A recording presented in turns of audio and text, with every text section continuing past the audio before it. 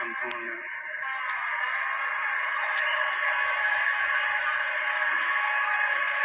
विश्व के कल्याण हेतु महाराज महादेव की कृपा से चल नहीं रहा। भगवान देवाधिदेव महादेव की कृपा से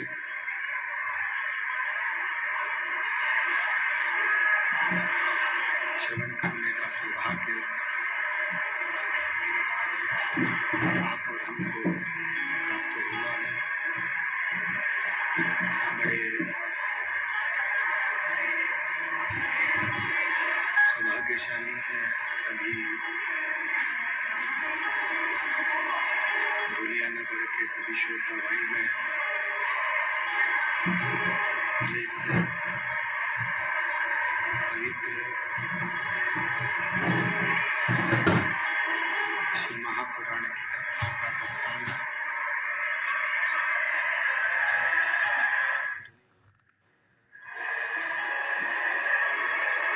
पवित्र भूमि पर आप और हम कर रहे हैं।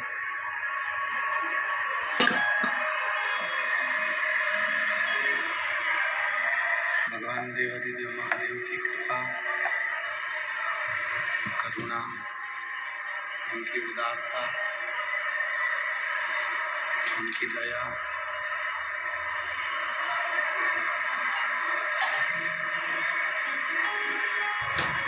जो ये दामोदर मास में कार्तिक के पवित्र महीने में बाहर आवाज नहीं जा रही कहीं।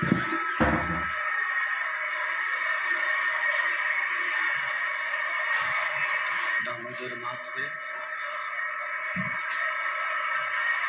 कार्तिक के पवित्र महीने में भगवान शिव की पवित्र श्री महापुराण की कथा श्रवण करने का सौभाग्य प्राप्त हुआ है। कथा के मुख्य आयोजक जजमान परिवार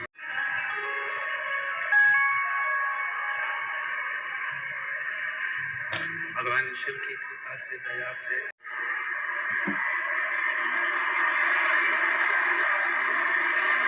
धुलिया नगर की इस पवित्र भूमि पर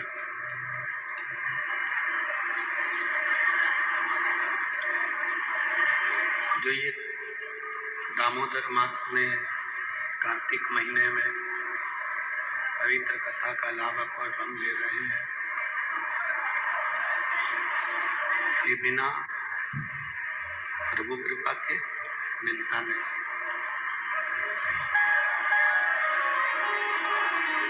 यदि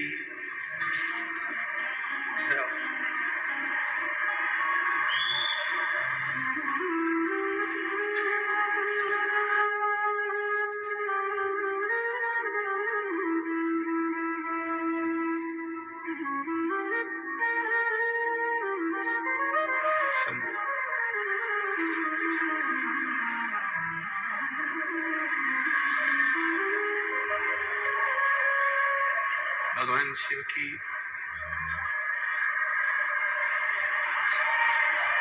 पवित्र कथा का लाभ आप और हम ले रहे हैं।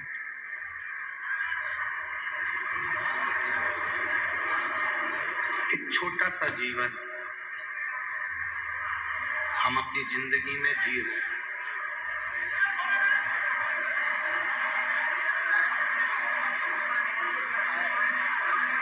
कल कथा में कहा था कि 84 लाख योनियां काटने के बाद में यह मानव की देह मिलती है। 83,99,999 योनियां जब पूरी की पूरी निकल जाती है, ये योनियां पूरी कट जाती है, ये योनियां पूरी समाप्त हो जाती है, तब ये मानव का शरीर मिलता है।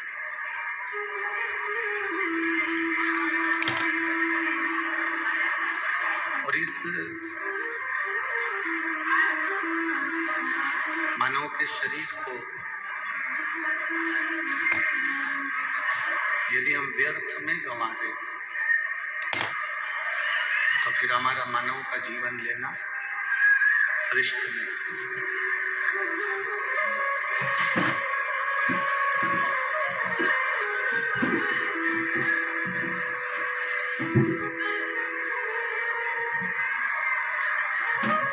दुनिया का सबसे बड़ा पाप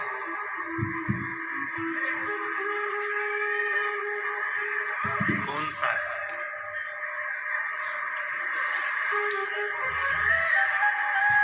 दुनिया का सबसे बड़ा पाप जो महापुराण की कथा कहती है, केवल एक पाप ऐसा है दुनिया का जो बहुत बड़ा पाप माना जाता है, और वो है अपने समय को व्यर्थ गंवा देना।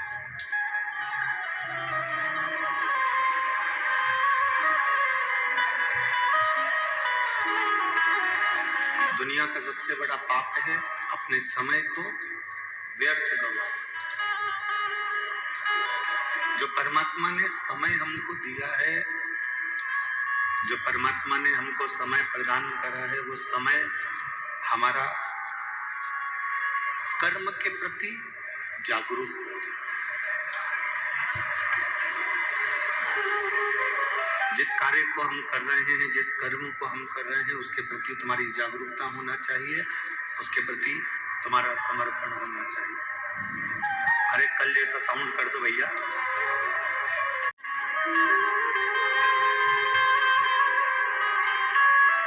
तुम्हारा समर्पण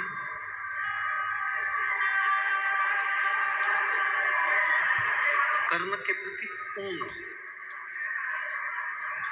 शिव महापुराण की कथा कहती है कि दुनिया का सबसे बड़ा पाप अगर कोई है तो अपने समय को व्यर्थ गंवाना।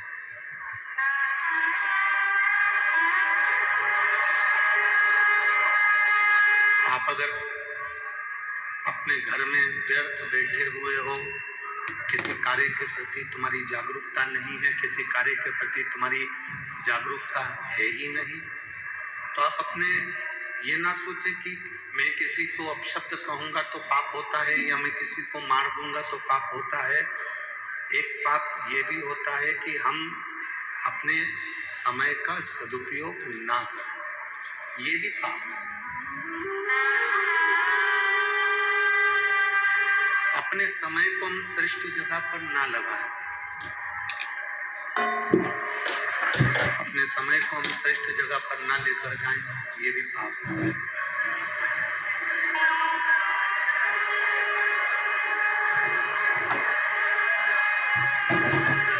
इक्कीस 1600 श्वास में से सर्वश्रेष्ठ श्वास, सबसे अच्छी श्वास, 21,600 श्वास में से सर्वश्रेष्ठ श्वास अगर कोई होती है तो वो कौन सी होती है? जिसमें हम किसी भूखे को भोजन करा रहे हों, हम किसी प्यासे को पानी पिला रहे हों, या हम किसी दुखी के जीवन में उसके दुख को काटने में साथ दे रहे हों, तब समझना कि हमारी 21,600 श्वास में से वो श्वास श्रेष्ठ है। तब जानकर रखिए कि हमारी उन समय की अवस्था में वो हमारी श्रेष्ठता है, उन श्वासों में हमारी सर्वश्रेष्ठता है।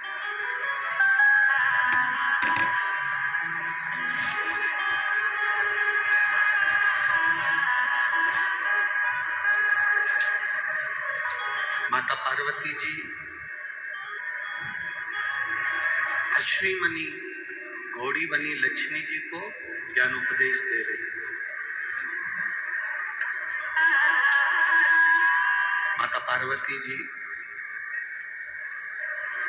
जब लक्ष्मी जी ने आंख में से आंसू बहाए, शिवलिंग पर गए, शिवलिंग से जलाधारी पर गए, जलाधारी पर जब वो अश्रु पड़े और उस अश्रु के पड़ने पर माता पार्वती जी प्रकट हुई और प्रकट होकर प्रकट होकर माता पार्वती जी जब सम्मुख में आई, माता पार्वती जब सामने आई तो उन्होंने लक्ष्मी जी को समझाया। माता लक्ष्मी से कहा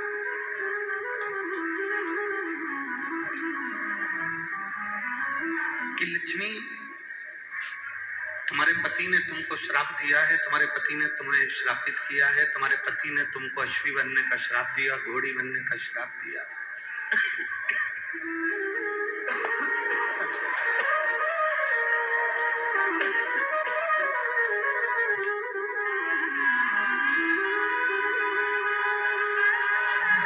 तुम्हें घोड़ी बनने का श्राप दिया, अश्वी बनने का श्राप दिया।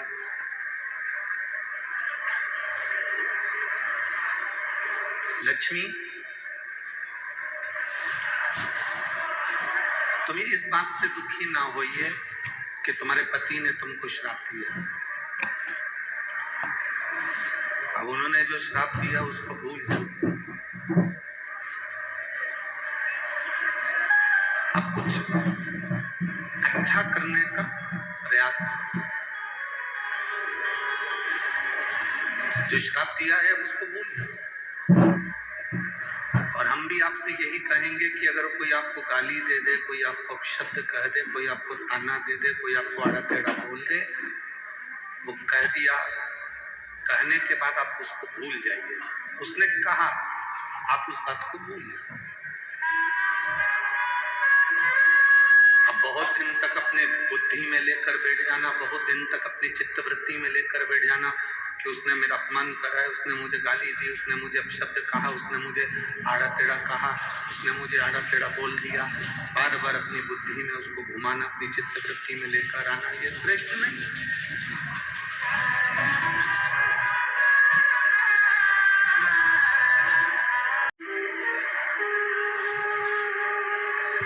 कुछ गलत हो गया, उसे भूल जाइए।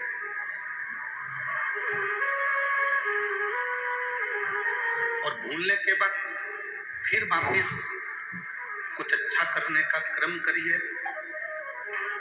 शिव महापुराण की कथा तो यहाँ तक कहती है कि अगर तुमको कोई गाली भी दे देना, अपशब्द भी कह देना, अगर तुम्हें कोई आड़ा टेढ़ा भी बोल देना, कोई आपको अपशब्द कह दे, आड़ा टेढ़ा कह दे, कोई गाली भी दे दे, तो भी शिव महापुराण की कथा कहती है कि आपको उससे बोलचाल बंद नहीं करना। सास ने कुछ शब्द कह दिया, बहू ने कुछ आड़ा टेढ़ा कह दिया, या किसी ने कोई शब्द कह दिया और आपने बोलना चालना बंद कर दिया, शिव महापुराण की कथा कहती है ये कभी ना करें।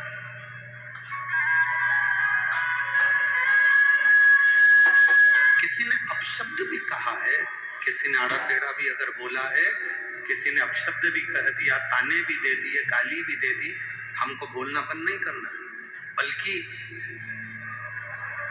हम जैसे रहते थे वैसे ही रहे। कारण क्या होगा? जिसने गाली दी है, जिसने अपशब्द कहा है, जिसने ताना दिया है, तुम्हें उसका जवाब नहीं देना है। तुम तो बाबा पर एक लोटा जल चढ़ाते रहो और हर हर महादेव कहते रहो, जवाब तुम्हारा भोलेनाथ खुद समय आने पर देगा। तुम्हें उसका जवाब नहीं देना। तुम्हें अपशब्द नहीं कहना है, तुम्हें ताना नहीं देना है, ना तुम्हें गाली देना है, ना तुम्हें आड़े टेढ़ा।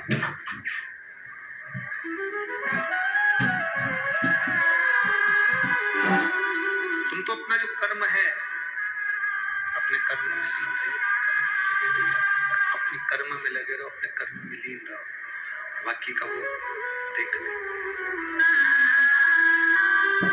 एक बात आपसे पूछना चाहेंगे यहाँ पर धूलिया नगर की सारी माताओं से और मेरे जितने बहनें बैठी हैं, जीजियाँ बैठी हैं, सभी जीजियों से और सभी मेरे भाइयों से, सभी जीजाओं से हम पूछना चाहेंगे कि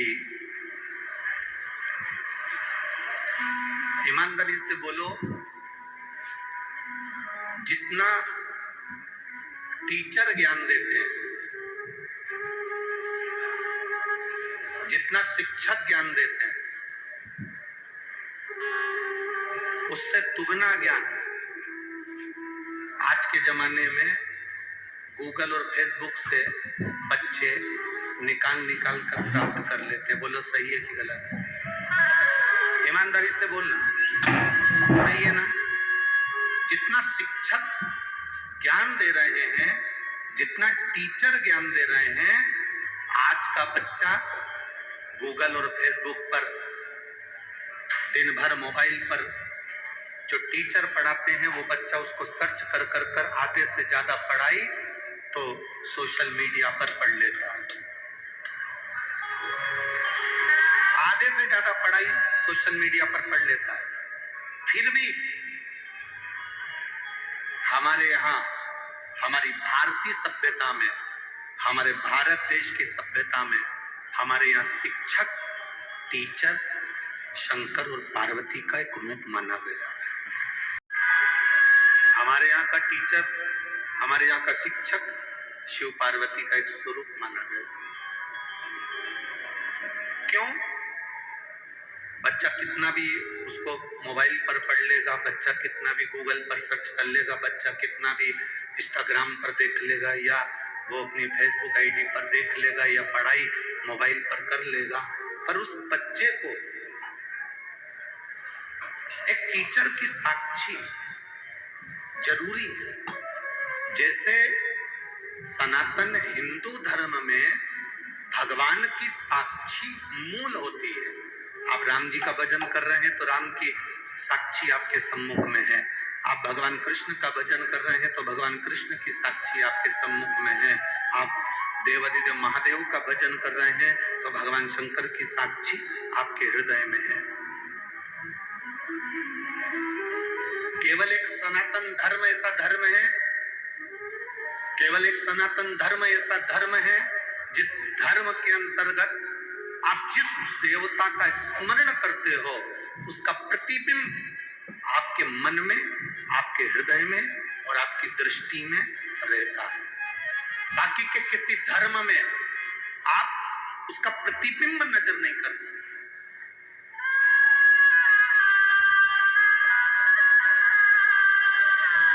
और हमारे सनातन धर्म के अंतर्गत हम अगर शंकर भगवान को जल चढ़ा रहे हैं तो शिव का प्रतीक मानकर हम उसकी पूजन कर रहे हैं।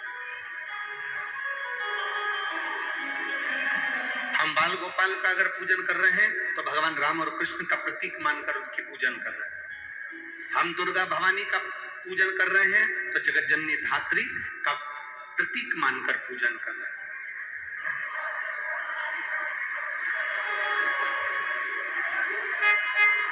एक शिक्षक, भले बच्चा कितना भी मोबाइल पर पढ़ ले, भले बच्चा कितना भी गूगल पर सर्च कर ले, भले बच्चा कितना भी अपने इंस्टाग्राम आदि जितनी भी विद्या केंद्रित हैं सोशल मीडिया पर, उन सब पर बच्चा कितनी भी पढ़ाई कर ले, फिर भी एक शिक्षक का होना, एक टीचर का होना बहुत जरूरी है। क्योंकि वो टीचर साक्षी का प्रतीक होता है कि तुमने जो विद्या अध्ययन करा, तुमने जो पढ़ाई करी, तुमने जो ग्रहण करा, उसमें एक टीचर की साक्षी है,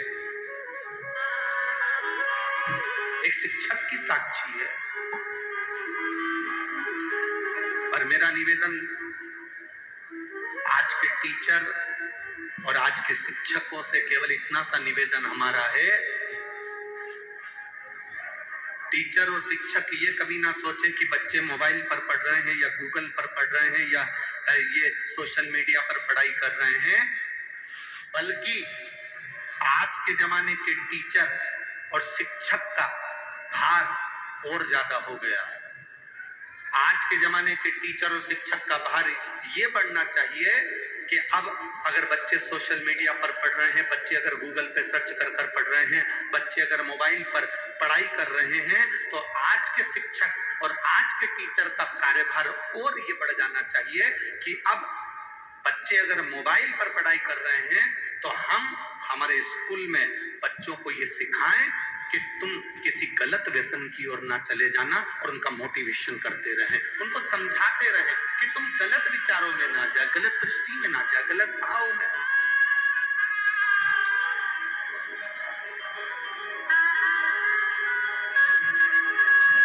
आज बच्चों को सबसे बड़ी जरूरत है उनको समझाने की।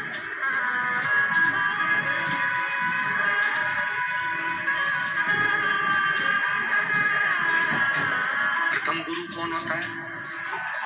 जम के बोलो जल्दी से। प्रथम गुरु कौन है? माँ। दूसरा गुरु कौन है? पिता। तीसरा गुरु कौन है? शिक्षक। चौथा गुरु कौन है? सतगुरु। पहले नंबर पर है माँ। यहाँ इतनी सारी बुजुर्ग माताएं बैठी हैं, बूढ़ी बूढ़ी माताएं बैठी हैं, वयो माता बैठी हैं, 60 साल से ऊपर वाली भी बैठी है, तो 50 साल से ऊपर वाली भी बैठी है। हम दूर नहीं जाएंगे। आपके पास में जो बुजुर्ग माता बैठी हैं, आप उनसे एक बार जरा सा पूछो कि तुम्हारे पास में बैठी हुई बूढ़ी माता ने कौन से कॉलेज से MBA करा है। जितनी बूढ़ी माताएं बैठी, इनसे पूछो इन्होंने कौन से कॉलेज से पढ़ाई करी। जितनी बूढ़ी माताएं बैठी हैं, 60 से ऊपर, 70, 75, 80, 55, 50, जितनी 50 से ऊपर वाली बैठी है, इनसे पूछो कि ये कौन से कॉलेज में पढ़ी थी। विद्वान है। कोई कहेगी हमने तो भैया उस समय का 9वीं तक पढ़ाई करी है, कोई कहेगा हमने 10वीं तक पढ़ा है, कोई कहेगा हमने 12वीं तक पढ़ा है, कोई कहेगा हमने कॉलेज करा है, कोई कहेगा हमने 5वीं पढ़ा है, कोई कहेगा हमने 7वीं पढ़ा है। पर बुजुर्ग माताएं जितनी बैठी हैं, इन्होंने भले पढ़ाई करी ना करी, भले ये टीचर थी ना थी, भले ये शिक्षक थी ना थी, पर इन बुजुर्ग माताओं से पूछना, इन्होंने अपने बच्चों को जो संस्कार दिया वो आने वाली पीढ़ी नहीं दे सकती। ये बुजुर्ग माताओं ने जो अपने बच्चों को संस्कार दिया है, वो आने वाली पीढ़ी नहीं दे सकती है। कई बार बुजुर्ग माताएं कह देती हैं, हे बहू हमारी तो जिंदगी निकल गई बेटा, अब तू देख ले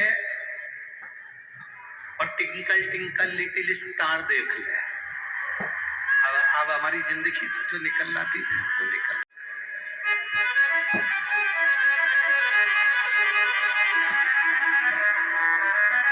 इन बुजुर्ग माताओं ने जो अपने बच्चों को संस्कार दिया, इन बुजुर्ग माताओं ने जो अपने बच्चों को ज्ञान दिया कि बच्चे अपनी माता का आज भी आदर कर रहे हैं। बोलो सही है कि गलत है?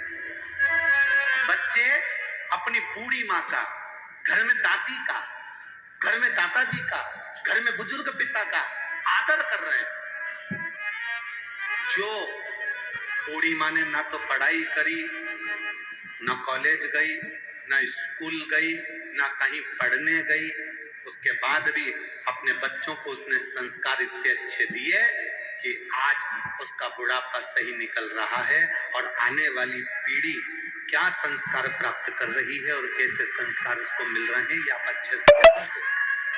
आज के समय में जरा सा बच्चा अगर मोबाइल देख रहा हो ना, उस समय पर बच्चे को तुम काम बता दो, उतनी देर में तुम बच्चे का मुंह देख लेना।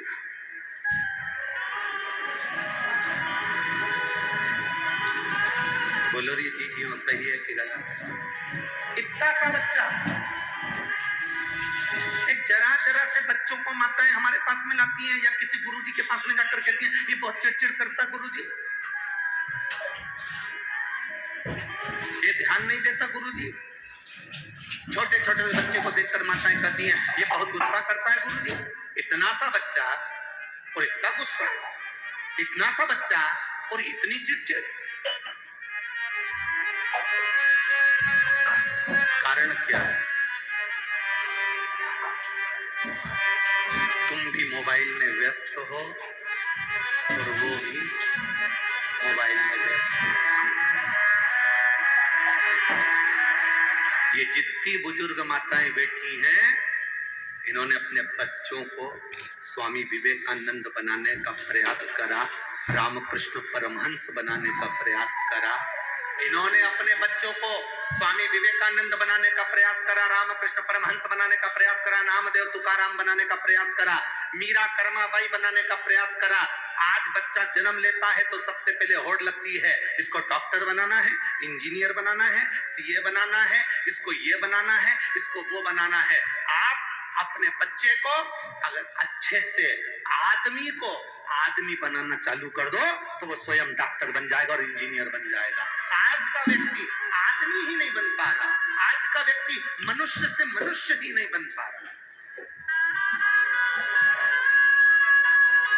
एक गांव का व्यक्ति एक व्यक्ति गांव में से निकल कर जा रहा था, एक दरवाजे पर पहुंचा, भैया बहुत प्यास लगी है, हमको पानी पिला दो। सेठ जी ने कहा भी कोई हमारा आदमी आने वाला है, वो तुमको पानी पिलाएगा। उसको जाना था, उसने फिर आधे घंटे बाद कहा भैया हमको बहुत प्यास लगी है, हमें पानी पिला दो, हमारा आदमी आता होगा पानी पिलाएगा। उसने फिर कहा भैया मुझे दूसरे गांव जाना है, बहुत प्यास लगी है, पानी पिला दो, हमारा आदमी आएगा वो पानी पिलाएगा। इतने में उस व्यक्ति ने कहा भैया थोड़ी देर के लिए तुम ही आदमी बन जाओ।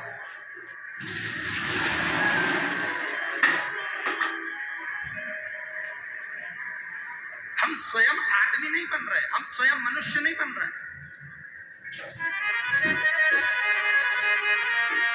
आज के जमाने में व्यक्ति को नेता बनना है, कलेक्टर बनना है, एसपी बनना है, डायरेक्टर बनना है, बहुत कुछ बनना है, पर आदमी नहीं बन पा रहा।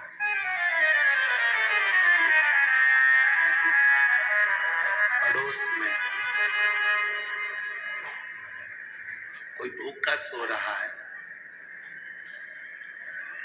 पड़ोस में और कोई भूखा सो रहा है, परिवार में कोई दुखी है और हम बहुत दूर जाकर भंडारा करे, मेरा बाबा कभी प्रसन्न नहीं होता।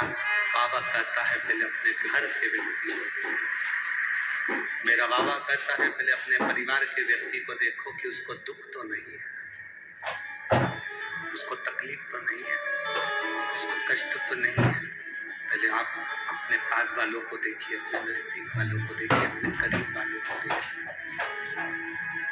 इनको दुख तो नहीं है।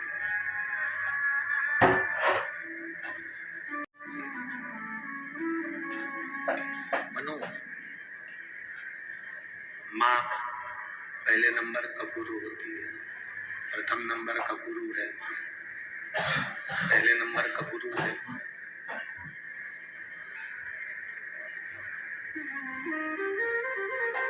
विदेश में रहने वाला एक छोटा सा बालक था जिसका नाम था थॉमस। क्या नाम था? जम के बोलो जरा।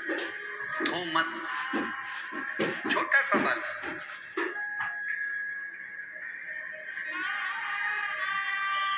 विदेशी स्कूल में विदेश का बालक पढ़ रहा था। थॉमस स्कूल जाता था।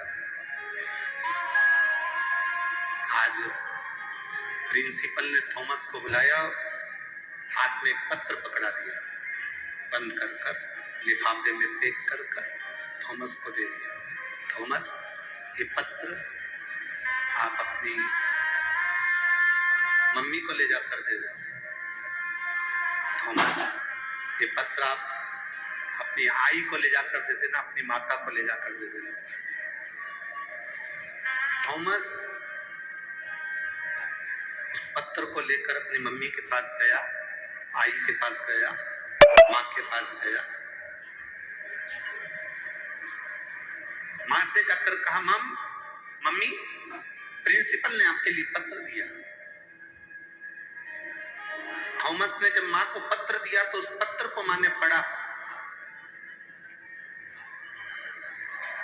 बेटे ने पूछा, माँ स्कूल के प्रिंसिपल ने पत्र में क्या लिखा है? माँ कहती है, पत्र में लिखा है कि तुम्हारा बेटा बहुत ज्यादा विद्वान है, बहुत विद्वान है तुम्हारा बेटा, इसके लायक हमारे स्कूल में टीचर नहीं है। ये बच्चा इतना विद्वान है कि इसके लायक हमारे पास में टीचर नहीं है। इसलिए आपका बच्चा बहुत ज्यादा विद्वान है, इस बच्चे को आप हमारे स्कूल से निकाल लो, इसके टीसी ले जाओ और निकाल कर इसको जो विद्वानों का स्कूल हो उसमें इसको भर्ती करा, इसको एडमिट। अब माँ ने लिफाफा बंद करा, पैक करा, लॉकर में रख दिया ड्रॉज में, और माँ अपने बच्चे से कहती है तेरे लायक वो स्कूल नहीं है क्योंकि तू बहुत विद्वान है, इंटेलिजेंट है, इसलिए अब तू एक काम कर, घर में पढ़। थॉमस घर में पढ़ने लगा। माँ पढ़ी लिखी नहीं थी पर बच्चे के सामने बैठी रहती थी, रसोई घर में रसोई बनाती और भोजन बनाने के बाद अपने बच्चे को टाइम देती, कपड़े धोने के समय पर कपड़ा धोती, अपने बच्चे को समय देती, बच्चे से कहती बेटा पढ़ो, मैं बैठी हूं, तुम जो सुनाओगे मैं सुनूंगी। माँ ने अपने बच्चे को आज तक नहीं बताया कि मैं कौन सी क्लास तक पढ़ी हूं, मुझे नहीं मालूम। थॉमस की माँ ने एक बार भी नहीं कहा कि मैं कौन सी क्लास तक पढ़ी, तुम पढ़ो और मुझे सुनाओ। थॉमस ने घर में पढ़ना प्रारंभ करा, पढ़ते पढ़ते अपनी माँ को सुनाना प्रारंभ करा। माँ समझती थी, नहीं समझती थी, आता था, नहीं आता था, पर माँ सुनती थी। सुनते सुनते सुनते सुनते थॉमस बड़ा हो गया, विद्वान हो गया, और बड़ा हुआ। समय आया और एक दिन थॉमस की माँ शांत हो गई, थॉमस की माँ मर गई और उस थॉमस ने इतना रिसर्च करा, ऐसा वैज्ञानिक बना जिसने हमारे घर में जो बल्ब लगता है, जो ट्यूबलाइट लगती है, उसकी खोज उस थॉमस ने कर दी। उस थॉमस ने बल्ब की खोज कर दी, ट्यूबलाइट की खोज कर दी, उस लाइट की खोज थॉमस ने कर दी।